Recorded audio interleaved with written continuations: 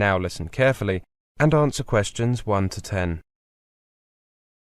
Good morning. I'd like to join the library, please. Of course. Can I just see your student card? Here you are. Thank you. Let me just check. Your first name is Garba, G-A-R-B-A, and your surname is Buwal, B-U-W-A-L. That's right. Can I just get some additional information from you for our database? It won't take long. Sure. Could I have your address, please? Here, in Newtown? Yes. 16 Bridgeway Road. Is Bridgeway written as one word? Yes, it is. Thank you. Which city are you from? Just the city. I don't need the full address. I'm from Lagos in Nigeria. And your date of birth? 25th of May, 1983. Which course are you on? MSc Engineering. Thank you. That's all the personal data I need. Your library card will be ready tomorrow. Would you like to pick it up here, or shall I send it to your department? I'll pick it up here. Could I just ask you a few questions? Of course. What would you like to know? I heard the library is open 24 hours a day. Is that correct? It will be from the 1st of October, but now we're only open from 9 a.m. to 6 p.m. because this week is only for orientation. There are no formal classes at the university. I see. It's very unusual to have a library that's open 24 hours. We are only the second university in the UK to offer this service. It was instantly popular when we introduced it on the 1st of March last academic year. What facilities are available here? I missed the orientation, I'm afraid. Well, you can see the 3 photocopiers over there by the large desk. The one nearest us is a colour copier. How much does it cost to make copies? 5 pence for black and white and 10 pence for colour. Only A4 sized copies are available. On the other side of the room, by the windows, you can see the computers. They have a database of all our books, newspapers, magazines, and reports in the library. About 500,000 entries in all. Are they connected to the internet? No, we found that too many students wanted to use them. Besides, it's cheap and easy for students to get an internet connection in their accommodation. Those stairs lead to the rest of the library? Yes. On this floor we have newspapers and magazines. Users are not required to be silent in this part of the library, but we do ask that the noise be kept to a minimum. Upstairs there are all the books and reports. What's that room at the end there? You mean at the opposite end of the room to my desk? That's the video and DVD room. We have a small selection of videos and DVDs that students can view, but usually an appointment needs to be made in advance. However, this is not necessary if the room is not in use. Well, thank you very much. My pleasure. That is the end of section 1. You now have half a minute to check your answers.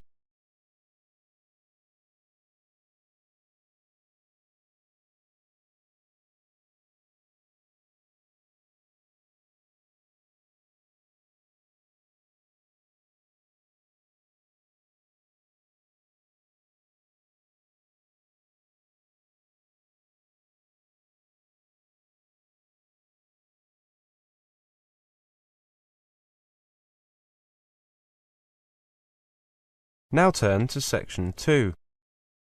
Section 2. You will hear a monologue. First, you have some time to look at questions 11 to 20.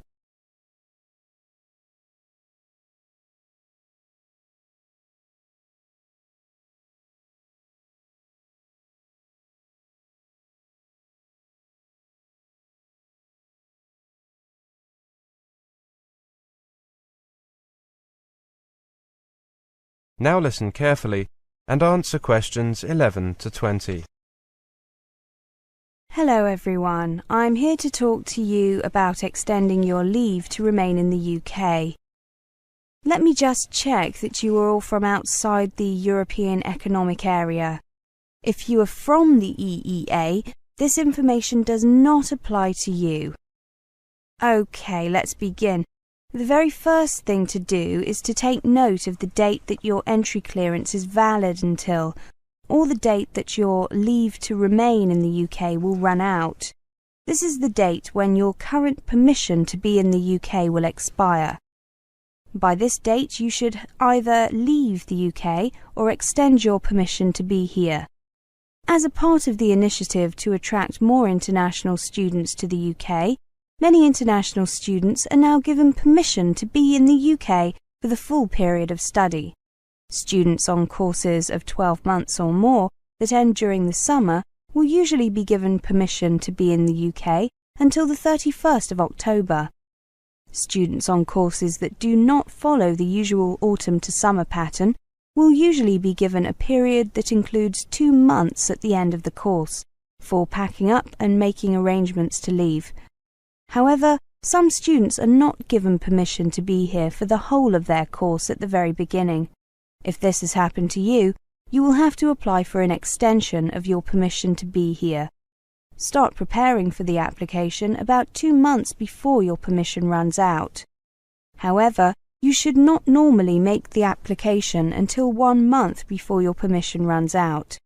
To apply to stay longer in the UK, you must take or send certain documents to the Home Office. The Home Office is the name we give to what people in most other countries call the Interior Ministry. They must be the originals and not photocopies. Which documents do you need to send? Your completed application form, Form FLRS, your passport and passports for each dependent if they are applying to extend their stay in the UK with you. If your passport shows that you are required to register with the police, you must also send your police registration certificate and certificates for each dependent if they are applying to extend their stay in the UK with you. You also need to send a letter from your college or university stating that you are still enrolled on a full-time course of study or that you will be beginning another one. Bank statements covering the past 3 months or other evidence that you have enough money to continue to pay your fees and maintain yourself and any dependents. A recent passport-size photograph of yourself and similar photos of any of your dependents aged 16 or over if they are applying to extend their stay in the UK with you. FLRS stands for Further Leave to Remain Student. To get this form, you can download it from the Home Office website or ask at your college or university. When you are preparing to fill out the form, it is a good idea to read the guidance notes. You could also ask a student advisor or welfare officer at your institution for help. Now, where should you send your application? You can only send your application by post. Send your documents to FLRS, Immigration and Nationality Directorate, Sunshine House, 28 Wellington Road, London, W1A 2BY. Send your documents by recorded delivery and keep the receipt as well as photocopies of everything you send. You can expect to wait at least 4 weeks and sometimes considerably longer before a decision on the application is made. I have some good news about the application deadline. According to new regulations, even if you do not have all these documents available, you must still make sure that you apply before your current permission to be in the UK expires. Enclose as many of the documents as you have and include a letter explaining what is missing, why it is missing, and when you will be able to send it to the Home Office. You will then be considered to have made your application in time. If your permission to be in the UK has already expired, contact either a student advisor or welfare officer at your college or university, or the Immigration Advisory Service on their 24-hour emergency line 011 7378 9191, or via their website www.iasuk.org. Please note that if you do make a late application and the application is refused, you cannot appeal against that decision.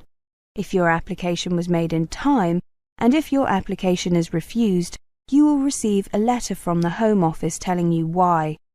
The letter will also tell you whether or not you have the right to appeal against the decision.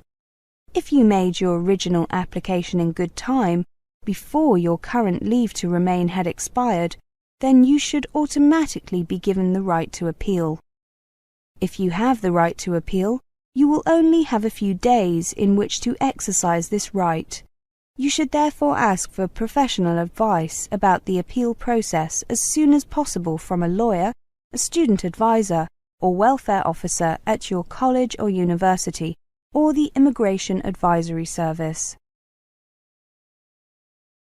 That is the end of Section 2. You now have half a minute to check your answers.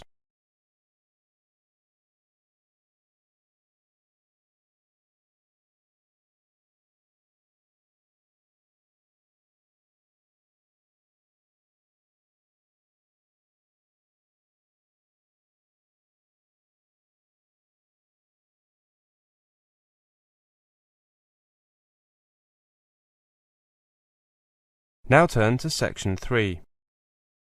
Section 3. You will hear a talk. First you have some time to look at questions 21 to 30.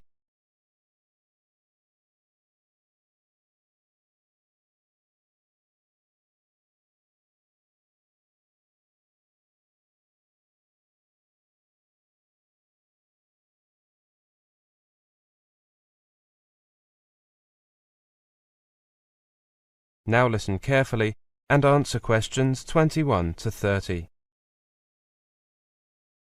Good morning. Your name is Claire Sanders, isn't it? That's right. Well, Claire, as we explained in the letter, in this interview I'd like to talk about some of the things that you mentioned in your application form, such as your experience and academic background. I see. Now, for your undergraduate degree, you studied geography, right? That's correct, at the Scottish National University. SNU is a very prestigious university. Apart from that, were there any other reasons that you chose to study there? Well, you're correct in suggesting that the main reason I went there was due to the superior quality of the university, but there were two other reasons. The first was that it is reasonably far from my home. I wanted to be as independent as possible from my family whilst I was studying, and felt that that was one way of achieving that aim. The other reason was that the university offered an excellent program of summer work in developing countries, and that's something I was very keen on. That would be the Livingstone project. That's right. I'd like to return to that in a minute. Let me just check the optional courses you took in your third year. The two compulsory courses were methodology in geography and statistical analysis, and I chose infrastructure, development issues and geology in addition to those. I see. You clearly decided to focus more on the human geography side of things. Yes, I had worked on development projects abroad for 2 summers as part of the Livingstone project.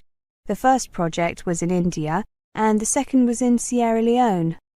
Could you tell me the main aims of the project and how you contributed? The Indian project was to ensure that a village had adequate supplies of fresh water and adequate sanitation. On that project, my role was to help lay pipes and put together various pieces of equipment. The project in Sierra Leone involved improving the infrastructure. The aim was to create rudimentary roads between villages so that they could receive aid and so that they could get agricultural products, particularly fruit and vegetables, to the capital and larger towns. My job was to help choose the best route for the roads, minimizing any impact on the environment while maximizing efficiency. How did you find the experiences? The Indian project was helpful in that it was my first experience abroad, and I got to see how small development projects can really make a difference. However, I found the climate, well, it was extremely hot and humid, and we were doing a lot of physical work, so it was, well, it made you appreciate air conditioning for a start. The second project, well, I enjoyed that a lot more. There was some physical work, but we had some machinery to help us clear paths through vegetation. I really enjoyed being able to put what I had learned into practice. For example, we had to choose a route on a map first of all, according to the contours of hills and valleys. Then we had to explore the ground and check that it was really a suitable route. And now you've decided to take a master's degree in development studies as a result. Great. Well, I just have a few more questions regarding... That's the end of section 3. You now have half a minute to check your answers.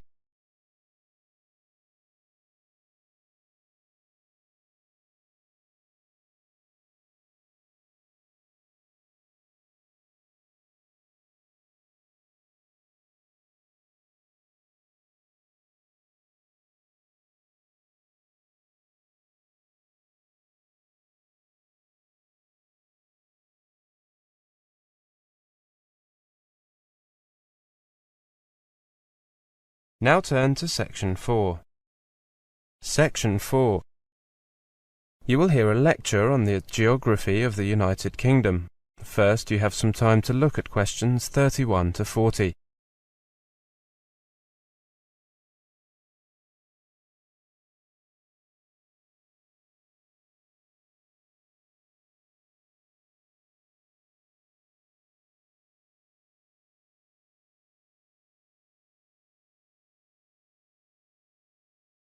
Now listen carefully and answer questions 31 to 40. Welcome to this introductory lecture on the geography of the United Kingdom. The UK, with a total population of over 60 million, consists of Great Britain and Northern Ireland. Great Britain comprises England, Scotland and Wales. England is the largest country of the UK, with some 52 million people. It is mainly a lowland country, with some upland areas in the north and west. The capital is London, with about 7 million people. There are many manufacturing industries, and farming is widespread, but the economy is increasingly service-based, and London is one of the world's leading centres for banking, insurance, and other financial services. High-tech industries have replaced many of the more traditional ones. In Scotland, 5 million people live in an area not much smaller than England. The country boasts vast open spaces and is one of the last areas of unspoiled natural beauty in Europe, featuring mountains, lochs, that is lakes, and glens, that is valleys. Modern industries including oil, electronics and biotechnology, as well as more traditional industries such as fishing and forestry, drive the economy. The largest city is Glasgow, but the capital is Edinburgh. Wales is home to 3 million people, and its geography is characterised by coastline, mountains and lakes. Cardiff is the capital and largest city. Key industries include electronics, auto components, food processing, healthcare and professional services. More Japanese companies have set up shop in Wales than anywhere else in Europe.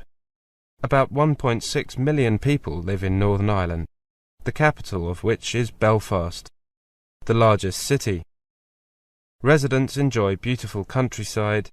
Many new hotels are springing up to cater for increasing numbers of tourists and business travellers. The climate in the UK is moderate. Summers are fairly cool and winters are quite mild. And despite what many foreigners believe, British weather is not rain and fog. It is actually more comfortable, more varied and more interesting than that.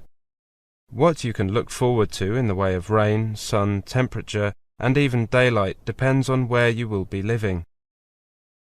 Here are some typical figures for London. January is the coldest month at 3 degrees centigrade, whilst July is the hottest at 17 degrees centigrade. Rainfall varies from 56 millimetres in April to 81 millimetres in December. Although the UK is quite small geographically, the climate varies from one area to another. In general, the west is wetter and milder than the east, and northern areas are noticeably cooler than southern ones. For example, compare the following temperatures with the London figures. Edinburgh, 14 degrees centigrade in July, and Manchester 15 degrees centigrade in the same month. Edinburgh 4 degrees centigrade in January, and Manchester 5 degrees centigrade in the same month. Parts of Scotland usually get snow in winter, whereas you might live in London for several years without seeing a significant snowfall. International students who are used to tropical or equatorial climates are often intrigued by the sheer variety of the weather in the UK. Weather in the early spring tends to be especially changeable. You could be treated to rain, snow, thunder and lightning, hail and glorious spring sunshine, all in the course of a single day. That is the end of section 4. You now have half a minute to check your answers.